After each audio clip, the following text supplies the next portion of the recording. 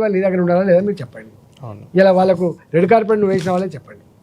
జూబ్లీస్లో కొట్లాడుతున్నారు రాజేందర్ గారు మీరు కూడా.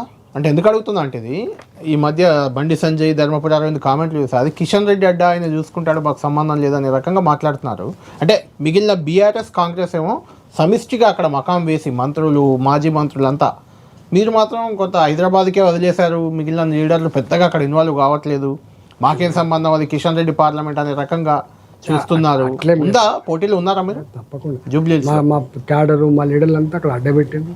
మా లెవెల్లో మేము తప్పకుండా చేస్తున్నాం. కిషన్ రెడ్డి గారి పార్లమెంటే కావచ్చు కాక ఆయనే చూసుకుంటాడనే రకంగా ఆయనకే వదిలేశారని ఒక చర్చ బయట అవుతుంది. మేము కూడా పోయినాం.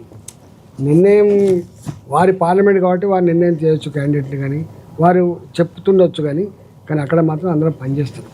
తప్పు రాజేందర్ గారు జూబ్లీస్ ఫలితం అంటే రెండు నాకేంటంటే, ఒకటి బీజేపీ మంచి ఓటు బ్యాంక్ వచ్చినా గెలిచినా బీజేపీకి వస్తుందని ఒక చర్చ, బీఆర్ఎస్ గెలిస్తే తప్ప ఇక బీఆర్ఎస్ ఉనికే ఉండదు, ఇక్కడ ఓడిపోతే బీఆర్ఎస్ పని అయిపోయిందని ఒక చర్చ, రెండోది మూడోది ఇంక అన్నిటికంటే ముఖ్యంగా ఒకవేళ కాంగ్రెస్ ఓడిపోతే రేవంత్ రెడ్డికి ఆ ప్రభుత్వానికి ప్రమాదం అని ఒక చర్చ.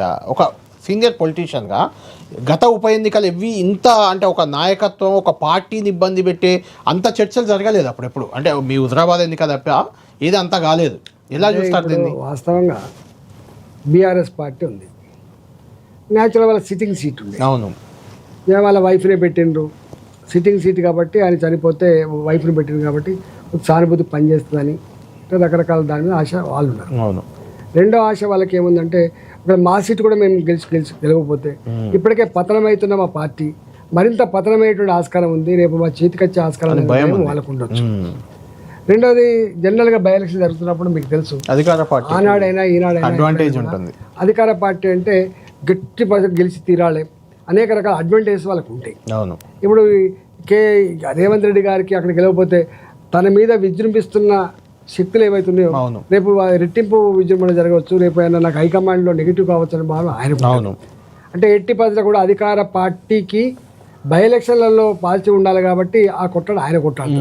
ఇప్పుడు మేము మాది సానుభూతితోటి కొట్టాడేది కాదు, మేము లేకపోతే రేవంత్ రెడ్డి లాగా మాకేమో వచ్చేది కాదు. కాకపోతే ఏంటంటే ప్రజలు ఏమనుకుంటున్నారు అక్కడ అంటే, ఈ రెండు పార్టీలు విఫలమైపోయినాయి, బీజేపీకి అధికారం వస్తే మంచిగుండు, బీజేపీ కొట్టితే మంచిగుండు అని చెప్పి అనుకుంటున్నారు.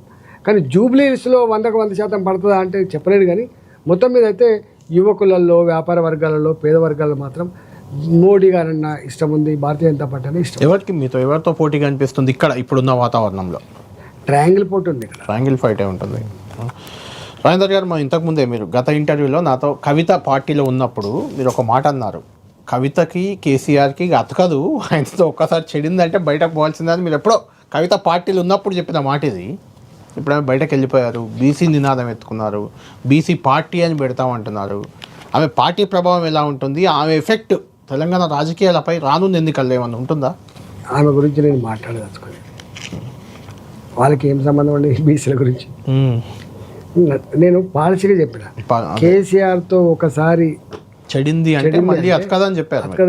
అదే జరిగింది. నరేంద్ర ఉదాంతం ఒకటి, విజయశాంతి ఉదాంతం మాదొకటి, రేపు ఇప్పుడు కవితది ఒకటి, రేపు ఇంకెవరు పోతారో తెలియదు. కానీ అతకదు.